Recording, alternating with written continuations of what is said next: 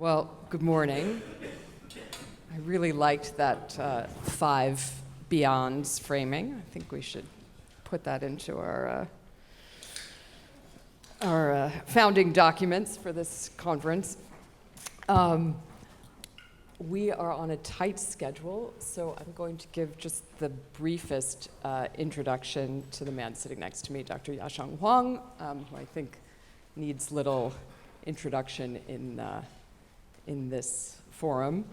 Yasheng is a longtime professor of economics and management at MIT's Sloan School, whose distinguished work and many books range far beyond his home field into politics, trade, history, comparative cultural studies, food safety, higher education, and much, much more.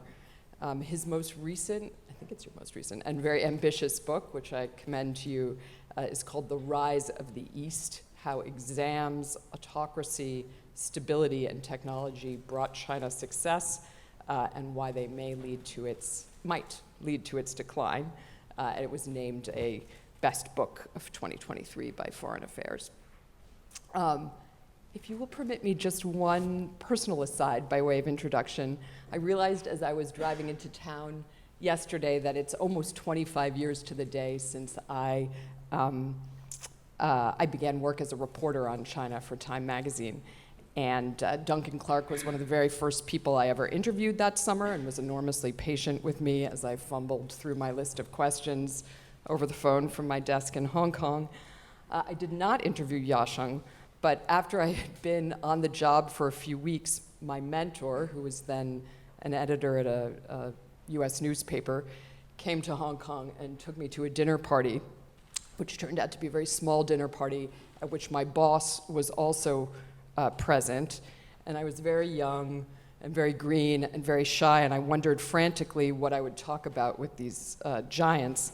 But it turned out I need not have worried because they spent the entire multi-course dinner talking about their admiration for the brilliance of Yasheng Huang. And I said very little. I just asked a few questions and sat and listened, and that is precisely what I intend to do this morning. So just before we start, a quick few housekeeping notes, one of which is that you should each have a badge, which not only identifies you, but also has this nifty QR code on it, and you can use that to access both the program for the day and also a 300-page compilation of the bios, not just of the people speaking, but also of all of you, so that you can see how much incredible expertise there is in the room. I've also been asked to remind you that there is no smoking, either inside or in the immediate garden outside. If you need to smoke, you just need to go a little further outside.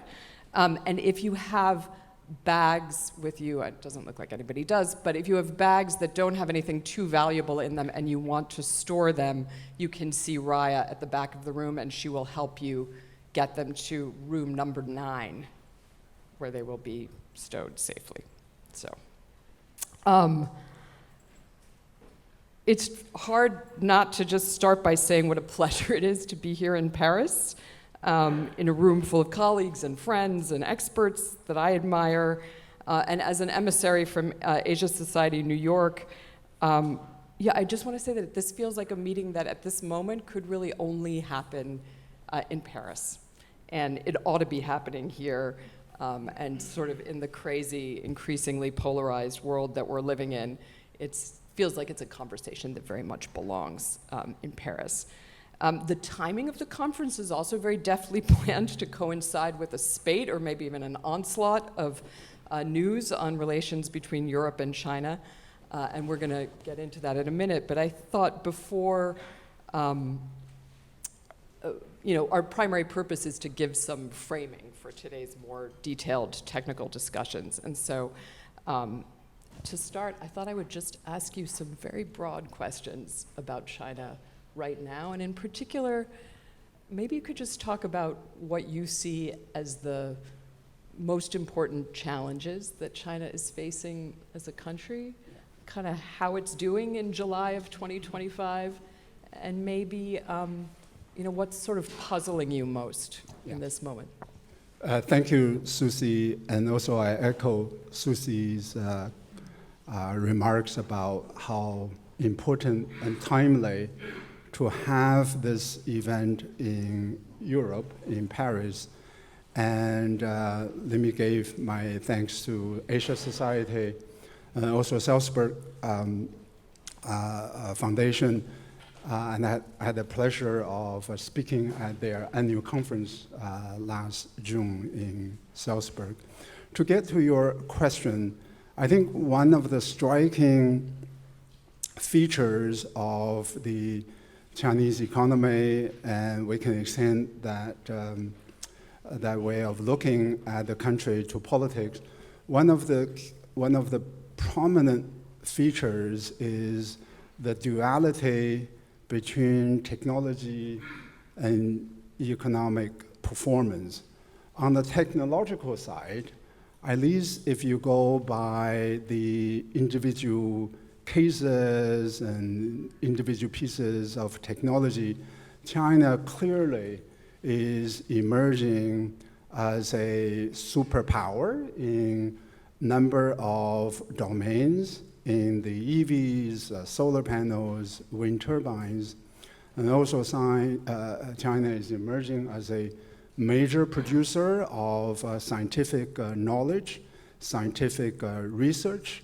The Nature magazine has an index ranking countries in terms of their contributions to scientific knowledge, and the latest issue shows that China has just surpassed the United States in terms of their index.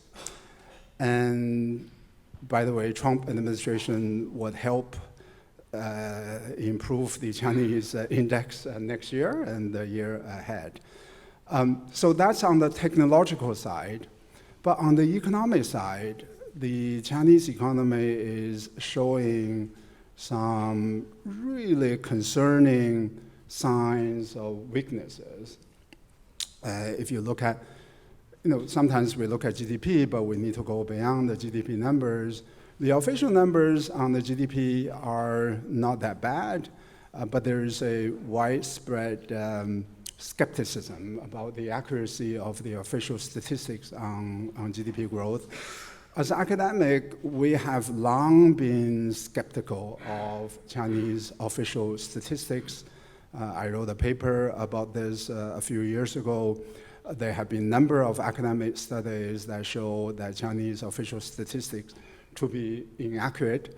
One prominent research paper by a professor at the University of Chicago uses the night light data as a measure of the GDP performance, which is now a emerging alternative estimate of economic activities. This is just how much light is on at so nighttime? How much light, so NASA collects that data. It's from the satellite sources. And this is, quite common now among economic studies. So the paper has 179 countries in the analysis, and there are two interesting patterns in the data. One is that autocratic countries have the biggest gap between the official GDP number and the GDP estimate based on the nighttime lights, meaning that the official GDP numbers overstate the GDP estimates based on the nighttime light data. So autocracies have the biggest gap. Among autocracies, China has the biggest gap. Okay? So if you sort of plow back that estimate back to 20 years, that estimate shows that Chinese official GDP numbers overstate the actual performance by something like 30%. But still, 30% out of 10%, out of 8%, that doesn't take away the enormous achievements that China has has been able to achieve in terms of poverty reduction, in terms of GDP performance. But come to pandemics, that's a different story now, since 2020. And the official numbers would tell us that in the last 2 years, the GDP performance is around 5%, something like that. And some analysts cite IMF estimates to support that official estimate. The problem with the IMF is that they have stopped doing independent analysis of Chinese economic performance. So essentially, they take the Chinese official numbers. So the joke among academics is that IMF is not predicting Chinese economic performance. IMF is predicting Chinese statistics. And there's a big difference. So the official numbers will tell us that it's 5%. Alternative estimates by people who are very good in this business would put the number between sort of 30% of the 5% to 50% of the 5%, right? So roughly sort of 1.8 to 2.5. So that's and this expected the V recovery after the pandemic in 2023 simply failed to materialize, right? So usually when you have an unexpected shock to the economy, when the economic fundamentals are solid and good, once you remove the effect of the shock, you should see this incredible V-shaped recovery. And even the 5% in 2023 was not a sign of V recovery. It should be like 8 or 9%, something like that, right? So clearly there's something that is worrisome about the economy. And you asked about the puzzle. The puzzle is this disconnect between technology and the economy. How you resolve that disconnect, why technology is surging, but the economy is not. That's the puzzle that many of us struggle with. And do you have thoughts on what's causing that? So I meant to end my last comment on that in order to induce a question about. He's really running the interview. You see what's happening. I think at this point we only have conjecture and hypothesis rather than conclusion. I think a reasonable conjecture is that there is a fundamental problem with the way that Chinese banking system, Chinese government has allocated capital. So it's hard to imagine. Now, there's a debate about technology and productivity, but most of that debate is about how scientific research contributes or doesn't contribute to productivity. So I'm a professor at MIT, and universities such as MIT and Stanford produce vast amount of scientific research, but it takes time for that scientific research to be manifested in economic development, economic growth. So there's a long debate about scientific research and economic growth. There's really no debate about deployment of technology in terms of its effect on technology. So if you have scientific research and then the scientific research is being deployed in economic development, you see a bump of productivity. The trouble in the United States, and this is even before the Trump administration, the trouble in the United States is that the country doesn't have very good mechanism of translating university research into economic development. Many of that university research translates into economic development in China rather than in the United States. So the point of this detour is to say that much of the Chinese technological development is really about deployment, right? So the EV batteries, the solar technologies are being scaled in China on a massive scale, there's no doubt that scaling should have a boosting effect on productivity. So then we really need to look at other sectors of the Chinese economy. So when we talk about productivity, what we mean is not just science and technology, but economy-wide productivity. In terms of the economy-wide productivity, it is partially a function of technology being deployed, or science being deployed in economic development. It is also partially, and more importantly in China, a function of capital allocation. Is capital being allocated to the most efficient sectors and enterprises in the Chinese economy? The question on that, the issue on that is pretty clear in the academic research. There's a systematic misallocation of capital in China. The capital is allocated to the state-owned enterprises, to the sectors, in the past, the real estate sector, that didn't really produce productivity effect, that required massive capital infusion in order to generate 1 unit of the GDP. So, and by the way, that misallocation has become worse rather than better in the last 12 years. So that's really the issue that is dragging down the positive effect of technology on productivity on the part of companies like BYD and these remarkable Chinese high-tech companies. So the last 12 years is the time that Xi Jinping has been running the country. Yeah. So let me be precise. I think the problem started in 2008.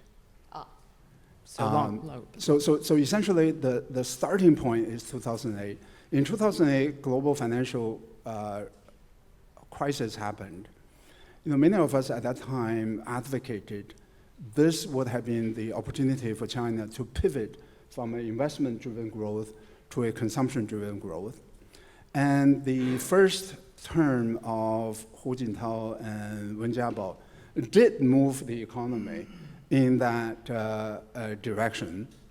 So if you look at the private consumption of the GDP, it did begin to at least stabilize, maybe not increase, but stabilize in the first term of the administration. Then the global recession happened. They massively pivoted to an investment-driven strategy, infrastructure, real estate, and also technology. Under Xi Jinping, they tried to win Chinese economy off the real estate. I don't think they quite succeeded in the first term of his leadership. And then they pivoted to technology. I think between technology and real estate, I think technology is a better choice. But the way they have done the technology is just massive capital infusion. And relative to that capital outlays, you do get successes. My own view is that given the engineering capabilities of the Chinese engineers, given the human capital level of the Chinese workers, and given how open China was and how connected China was with the global entrepreneurship ecosystem, and the connections between universities in China with the universities in the West, even if Chinese government didn't inject this amount of the capital, they would have gotten those technological success stories anyway. So this massive infusion into the technology, now every province is running a data center, every province has EV producers. So this is what we call the left tail problem, which is that you have few success stories. And then you have a massive left tail of companies that are not terribly productive. There's now research,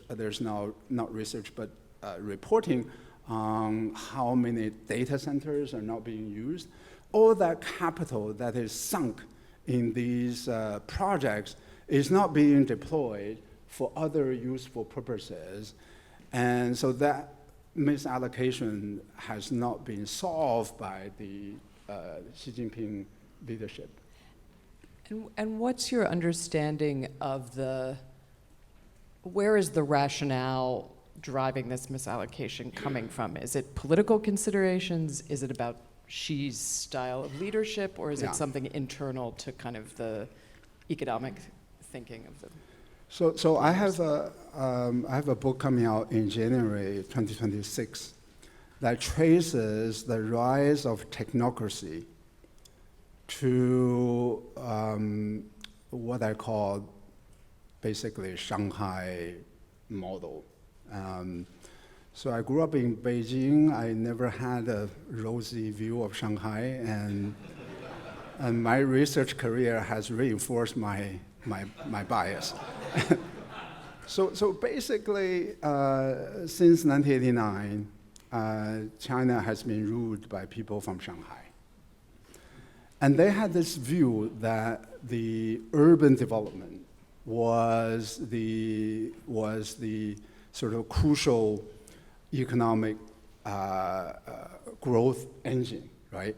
Pudong, urban infrastructure, and then later on, connective infrastructure among cities. Real estate is very much a urban conception. So if you look at the land rights in China, the land rights are always state-owned, but since late 1990s, they have strengthened the property rights of the urban residents, right? Apartment buildings and all of that. And they have systematically denied the private land rights and the contractual protection of the rural Chinese to facilitate the takeovers of the land from the rural Chinese to the urban industrial deployment of the land assets. If you look at the asset income as a percentage share of the household income, in the last 30 years with a massive real estate boom, the asset income as a share of the household income for the rural Chinese has not increased by 1 percentage point, right? So this massive potential source of income growth failed to materialize because the way that they structured the land rights. That facilitated the building of the highways, the building of the airports, the building of the infrastructure.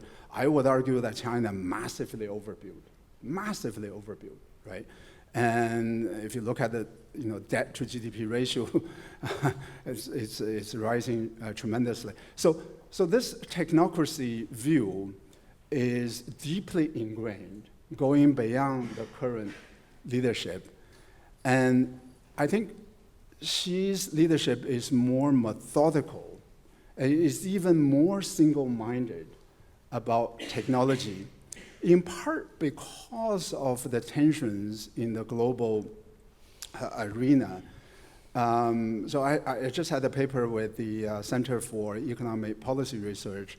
We use the large language model to analyze the linguistic patterns of the policy statements of the Chinese government.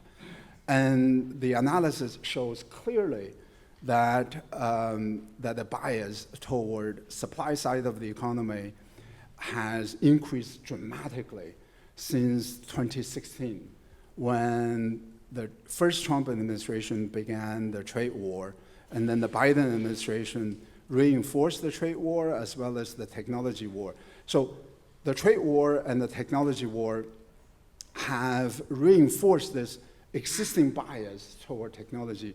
The prevailing view among the political elites and economic elites in China is that we need technology to beat the United States. Whereas before, it was a view that technology was the thing that drives economic growth, right? So this is a very technocratic view of economic development.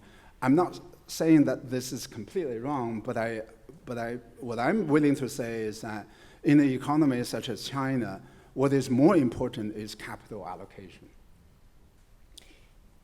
And how, if at all, I mean, is that view affected by what's happening in global trade right now, both because of what's been unleashed by the United States, but also in this, I mean, we're just had a few weeks of many observers predicting that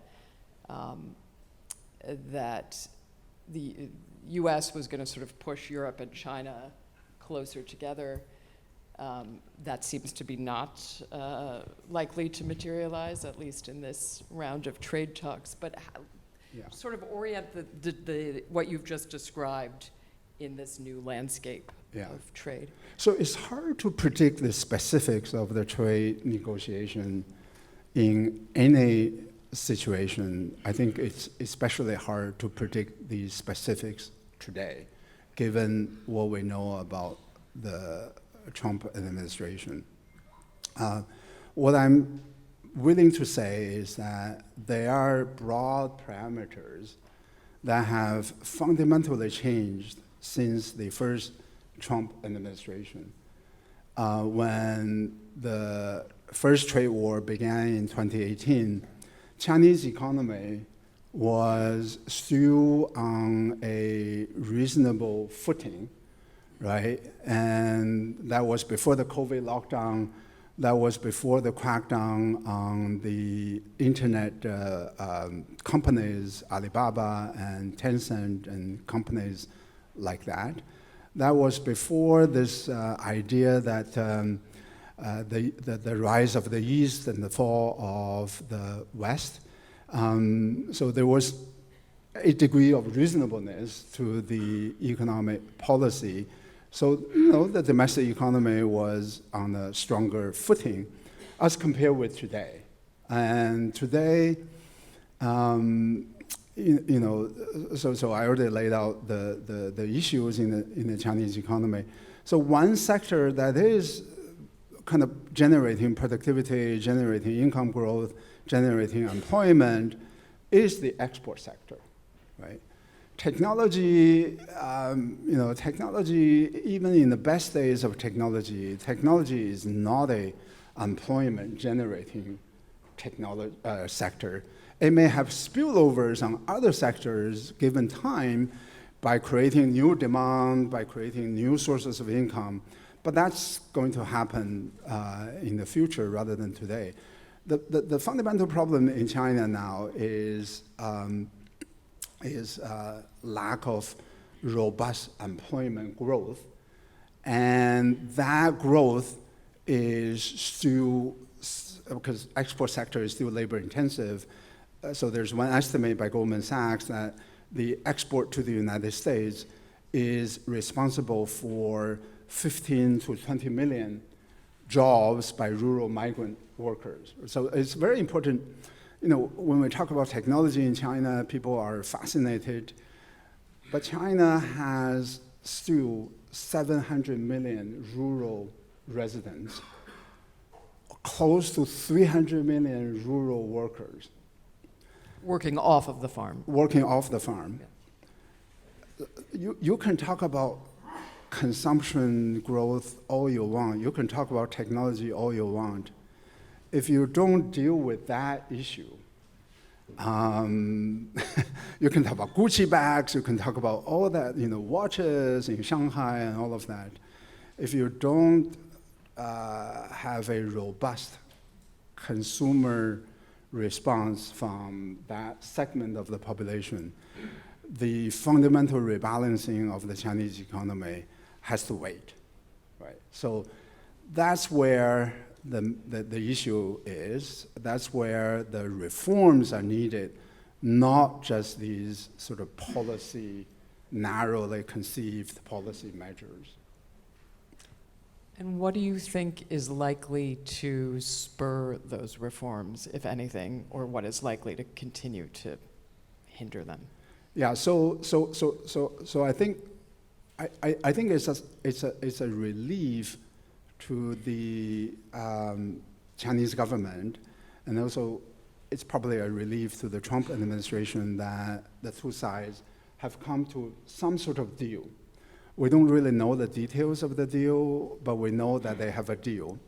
So at least there's a pause of the trade war. Now it is 55% on the Chinese imports into the United States. The first Trump trade war, roughly 25%, and then they added another 10%. And then there's a sort of, I think 20% of the fentanyl tariff. China can get rid of that problem pretty easily if they want to. So I can see why they go for that deal, even though the level sounds very high, 55%, but they are there. So before the Liberation Day, China accepted, in effect, about 35% tariff on Chinese products. China didn't retaliate after the Trump administration levied another 10% on Chinese products on top of 25% from the first Trump administration. So they can get rid of this 20% fentanyl tariff. And then we go back to the pre-Liberation Day. And the dysfunction of the Trump administration is such that if you raise tariffs on other countries, China has a very competitive export sector. It doesn't change the relative cost competitiveness among countries, right? If you raise tariff on other countries as well, China still has a very competitive export economy. So the lack of wisdom, to put it mildly, on the part of the Trump administration, if they really want to go after China, they should raise the tariff on China and lower tariff on everybody else, right? But that's not what they have done. So essentially, their approach has, I'm not going to say improved, but has helped China retain its competitiveness. And so China is happy with 55%. And I'm sure that they also got concession on technology. Mm-hmm. That's the detail that has not been disclosed. I think we just have a few minutes. I want to just shift to a completely, or almost completely different topic. You've spent a lot of your time and energy since the first Trump administration focused on the question of focused on understanding the impacts of the first Trump administration's treatment of Chinese scholars and students at U.S. universities, and helping MIT formulate the university's approach to that. But then we've also served together in a working group thinking more broadly about the future of the field of China studies, understood to encompass both scholarship and journalism and other forms of research. And it feels like we are in such like all of the things that were happening during the last administration are infinitely more acute now. The scale is very different, the substance is different, and I just wonder both what you are hearing from Chinese scientists and scholars, or scholars and scientists of Chinese descent living in the United States, about where they're thinking about doing their work, and then also how those of us who are interested in the study of China should be thinking about where that should happen in today's world, when it feels like there are so many challenges in the US, which has been traditionally the center of that work. Yeah, so everybody knows about the trade war launched by the first Trump administration, but probably not everybody knows about the China initiative by the Trump administration in 2018, which has gone after Chinese American academics have investigated, have charged Chinese American academics for doing collaborative research in some cases, and in other cases for simply going back to China, visiting Chinese universities giving lectures and seminars and things like that. At the time when the U.S.-China relationship was still very good, and President Obama called for more American students studying in China. A lot of these activities took place at that time. The Trump administration's China initiative now, at that time, came around to the view that some of these activities undermine the national security interests of the United States because these were scientists, these were researchers. First of all, universities, at least in America, I don't know about France, at least in America, do not undertake classified research.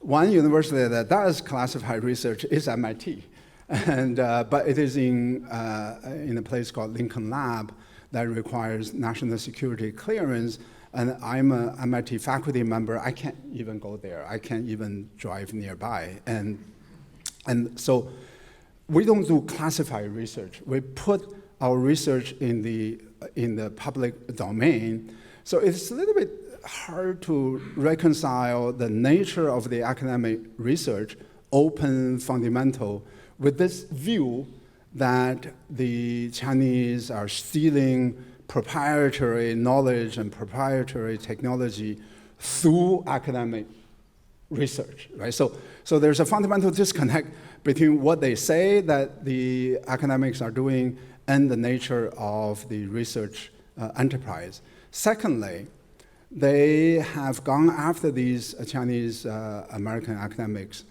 in a way that blatantly ignored the rules of the evidence, rule of law, and on flimsy charges. Almost all these cases failed in the court. Not a single one succeeded, right? To the credit of the Biden administration, they put a stop to the China initiative. But as far as I know, the investigations have never stopped. And so after the arrest of my colleague Gang Chen at MIT, a bunch of us, Chinese American academics, founded an organization, Asian American Scholar Forum, and we're going to have our annual conference in Palo Alto at Stanford on 25th of July, and we want to highlight this issue to the broader community. But now, the second Trump administration is now attacking the entire academia. Right? They're pausing the funding of universities, Harvard and Columbia. They're making specific ideological demands on the universities, fundamentally threatening the independence of the research universities. They are in the just passed beautiful bill. They are cutting the National Institute of Health budget, National Science Foundation budget, something between 30 to 50%, right? And this research enterprise is under threat. They are discussing imposing a 21% endowment tax on the income from the university endowments. So this is just something that unprecedented that is happening.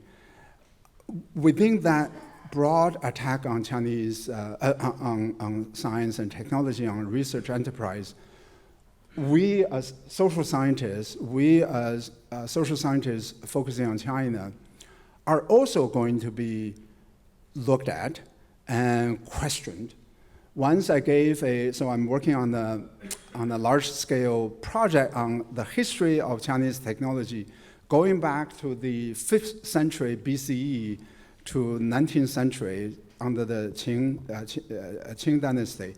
And this then is the reevaluation of Needham question. And then and the data set was created in a joint research project with Tsinghua University from 2014 to 2020. And then one member of the audience stood up, it was at a Harvard conference, stood up and said, how can Harvard invite somebody who collaborated with Tsinghua University? This is a history project, and it's just bizarre, right? So we're talking about this level of paranoia in the United States about China.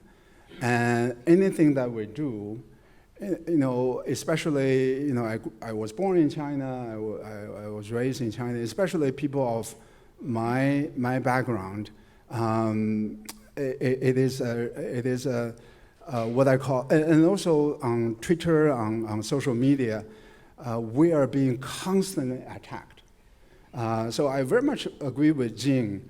We shouldn't be China hawks and China doves by habit, right? We can be China hawk on some issues based on facts and data. We can be China doves on facts and data. If you say anything that is reasonable about China, you get attacked, right? If you say anything that is reasonably critical of China, you get attacked.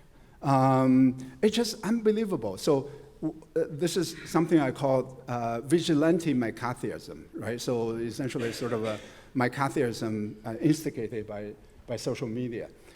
I'm really worried about this environment. How do we produce rationality? How do we produce data and evidence-based policy debates on China with this administration on the one hand, and with the vigilante on both sides, social media on the other? Well, that is a disturbing thought, but I think one that is also in some ways a nice frame for this day, because it's good to be in an environment where we're a little bit removed from